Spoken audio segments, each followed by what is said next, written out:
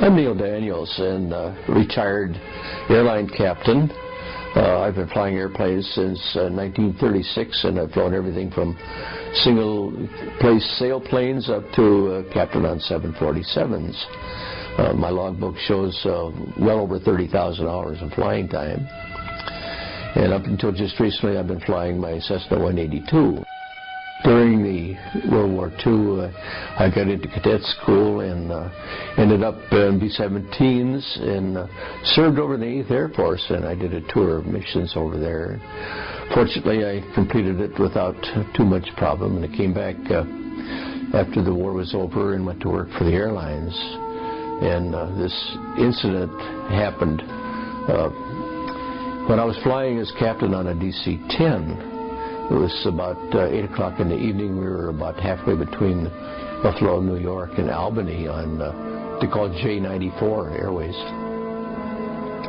The airplane was flying on the autopilot, on the first officer's autopilot. It was his turn to fly. And I was doing the radio commentary and talking to air traffic control, and all of a sudden the airplane started a left turn, a bank about 20 degrees off course, and air traffic control in Boston asked us what our intentions were.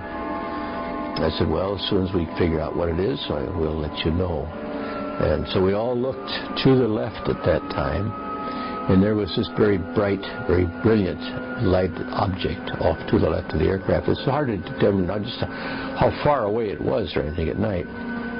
But it did disrupt all 3 compasses on the aircraft, and this is what the concern was. Normally that doesn't happen. So the first officer looked at this object, and the flight engineer got out of his seat and looked out the window behind me and saw it. And we turned the autopilot off and proceeded to go back on course towards Albany. I asked air traffic control if they had any objects showing on their radar off the left wing, and their answer was negative. They didn't have any. So thinking it all over, we decided not to say anything about it until later on because of the time delay and everything. We had a quick turnaround, and we were going to go back the next day. So it was some time before I got to talk to you about this and write the report. Could you describe something about the compasses?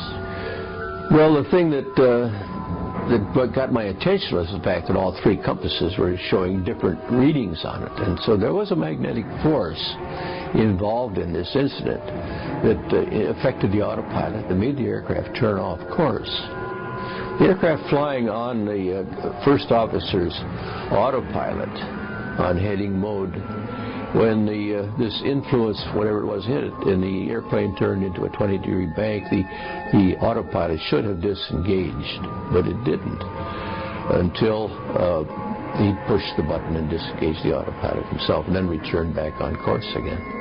After we got back going again and got headed toward Albany and back on autopilot where everything functioned normally, I watched the aircraft, or whatever this object was, disappear back towards the 8 o'clock position. Then all of a sudden it picked up speed, and zip, it was gone, just like that. And that was the brief incident, but there was something there that I didn't really understand. I'd like to comment briefly on Captain Daniels' sighting. Because I think that there's something really quite important there in terms of the electromagnetic energy that was present. And it has to do with the deviation of the 2 gyro compasses. Now, it's one thing for a magnetic compass to swing or to deviate and hold a new position because of a new magnetic field. It's quite another thing for a gyro compass to do this, or to continue rotating. And it suggests that there is an inertial field, not a magnetic field effect here, a change in the inertial field at the airplane. Well, now, from a physics point of view, this cannot be explained. We don't know how to do that. But we may be on the verge or on the edge of an understanding here of new physics, a new understanding of how energy may be manipulated. Maybe not created, I'm not suggesting that, but at least manipulated to control or affect the inertial field at the airplane in this case.